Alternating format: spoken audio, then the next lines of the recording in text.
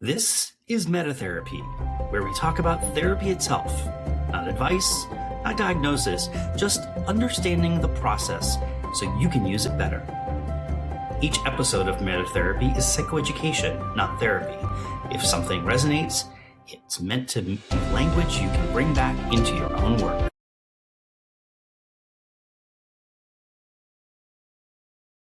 Welcome to Meditation Monday. If you're here because your mind won't slow down at night, because your body is exhausted, but your nervous system missed the memo, this episode is for you. Tonight's practice is called Safe Enough to Rest. And I want to say something before we even begin. The fact that you struggle to sleep isn't a character flaw. It isn't weakness. It's your nervous system doing exactly what it was built to do. Scanning, protecting, staying ready. The problem is that it doesn't always know when the day is done. Our nervous systems were not designed for the world we're living in. They're evolved from environments where threats were brief and physical. Run from the predator, fight back, rest when it's over. But now our threats are small emails and deadlines and the news and the conversations we keep replaying in our head. They don't have a clear endpoint. And so the alarm systems keep running. So the idea here is that we're going to do something tonight that isn't about forcing you to sleep. It's not about taking a medication and dropping out from under the world. This is more going to make the conditions around sleep more in tune with what your body is expecting as it relates to, hey, it's time to rest.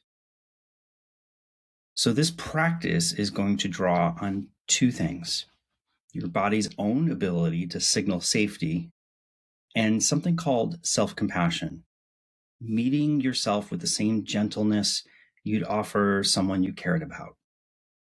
You don't have to do anything perfectly. You don't have to turn your mind off. You just have to stay with me. So let's begin. So go ahead and find a comfortable position. Lying down if you can. If you're sitting, let your back be supported. And go ahead and close your eyes if it's safe to do so, or soften your gaze downwards. Take one full breath in through your nose and let it out slowly through your mouth. Again, in through the nose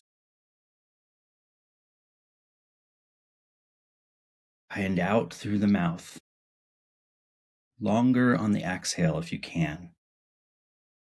Once more, breathe in and breathe out all the way.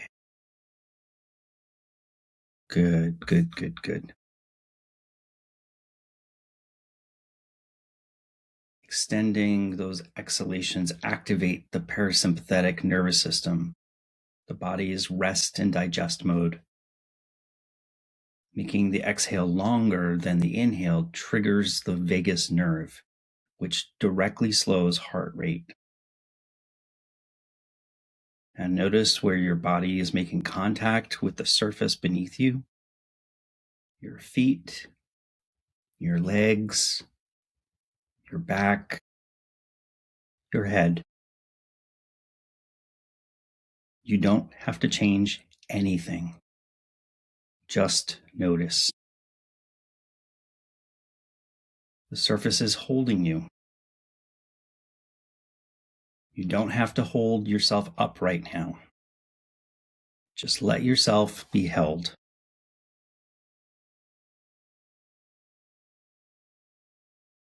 Bring your attention to your shoulders, not to fix them, just to check in. Are they holding? Are they somewhere around your ears? See if you can let them drop, even just a few millimeters. Not a dramatic release, just a quiet permission to let go. And your jaw. This is where so many of us carry the day without knowing it. Let your back teeth separate. Let your tongue rest loose in your mouth. There. You're still here. That's what matters right now. Just here.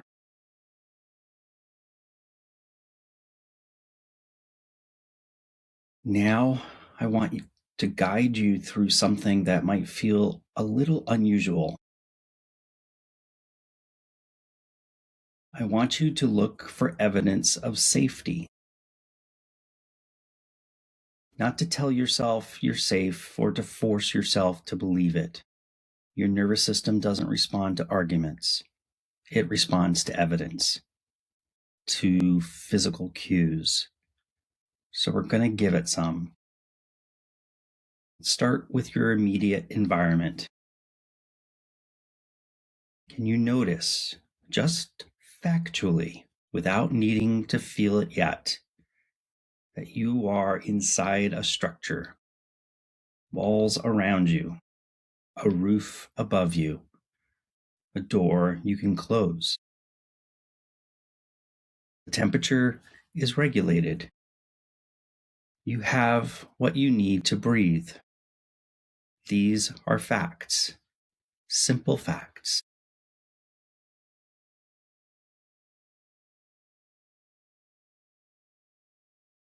Now, bring your attention inward to your heartbeat, if you can find it. You don't have to slow it down. Just notice it beating steadily without your help. Your body has been doing this your whole life without being asked, without being managed. That is evidence of something working, something holding on your behalf. Now, and this is important, I want to invite you to notice if any part of you is still bracing. Maybe in your chest, your belly, behind your eyes. You don't have to release it. Just acknowledge it. You might even just say to yourself quietly, I see you. I know you're trying to protect me. This is not weakness. This is what it looks like to work with your nervous system instead of against it. Polyvagal theory, developed by Dr. Stephen Porges, describes how the nervous system continuously assesses environmental cues for safety or threat, a process he calls neuroception. This happens below conscious awareness. Practices that provide explicit safety cues, temperatures, touch, sound, stillness, help shift the nervous system's assessment from threat to safe enough to rest. Take a slow breath in, and as you breathe out, see if you can just release a little of the bracing. Not all of it, just whatever's ready to go. And again, in and out, releasing what's ready. Now, I want to take this a step deeper. For a lot of us, especially those of us who lie awake, running through the day, cataloging what we said wrong or didn't do, Bedtime becomes a kind of court session. The inner critic gets the floor, and there's no one there to object. Tonight, we're going to interrupt that gently. Bring to mind something that's been sitting with you. It doesn't have to be the biggest thing, just something that's been there. Maybe a conversation that didn't go the way you wanted, a decision you're second guessing, something you wish you had done differently. Let it surface. Don't have to fix it right now.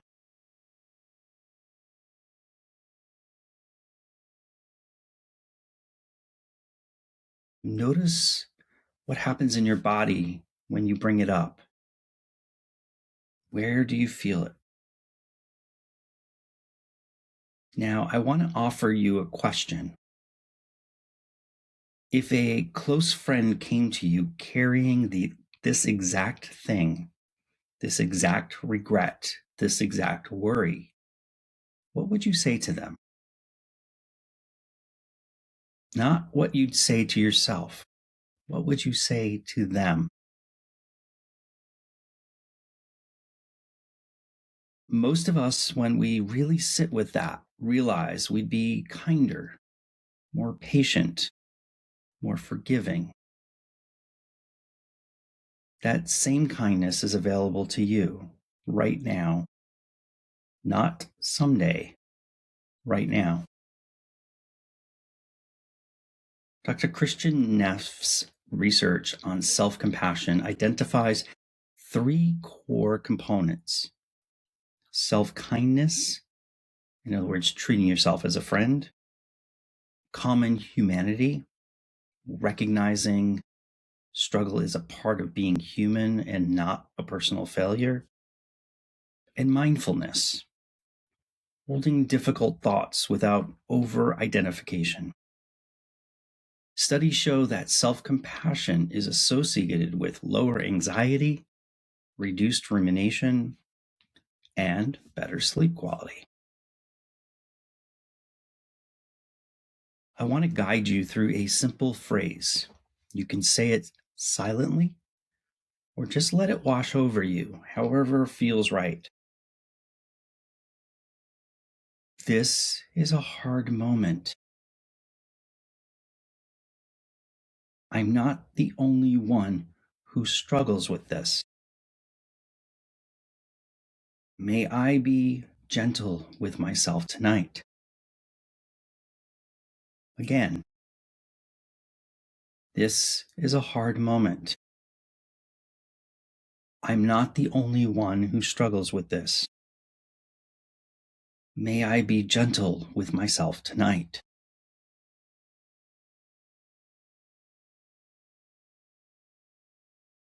Let go of any effort now. You don't have to guide your breath. You don't have to track your body. You don't have to feel anything in particular. Just let the breath happen and let the body rest.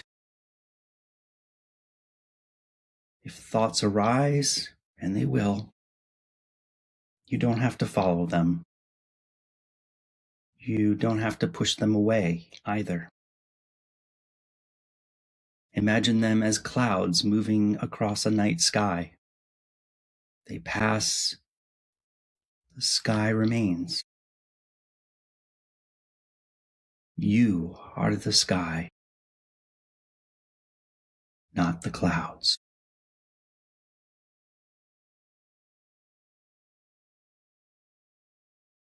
There is nothing you need to solve right now. Nothing you need to figure out. Just this breath. Just this moment. Rest here.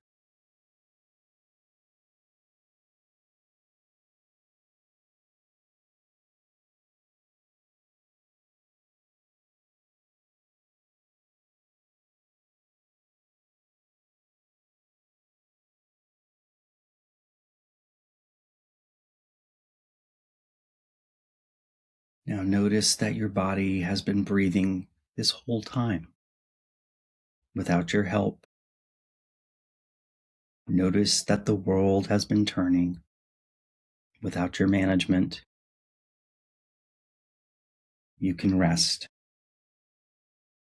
You have permission.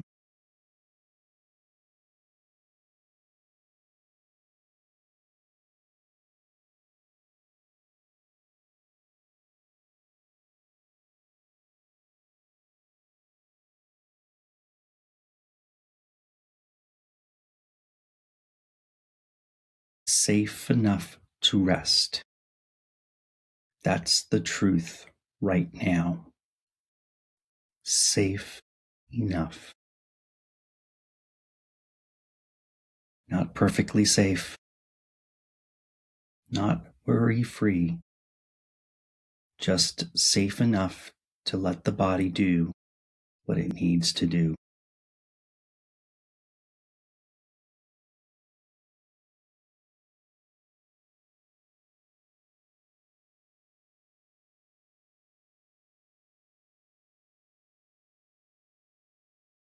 If you're still awake, welcome back.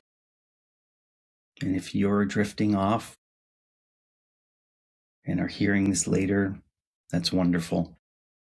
That's the whole point. What we practiced tonight wasn't about forcing sleep. It was about giving your nervous system permission to stop scanning, to recognize it has enough evidence of safety to stand down for a while. Self-compassion piece matters too, because the inner critic doesn't care if you're tired. It will run its course. It will run its court session right through your exhaustion. But you can learn to interrupt it, not with arguments, but with kindness.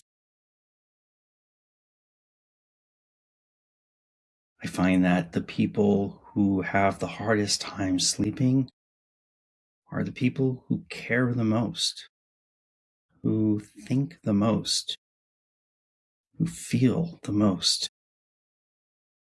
That part of you is not the problem.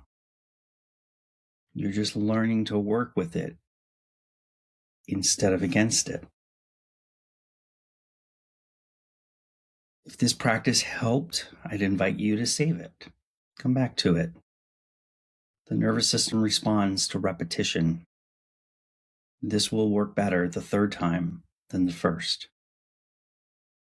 And if you want to go deeper on the neuroscience behind why sleep is so hard and what the research actually shows about the most effective approaches, we have a Therapy Tech Tuesday coming up that digs into sleep tools and apps. I'll leave a link in the description. That's Meditation Monday for this week. Take care of yourself tonight. I'll see you next week.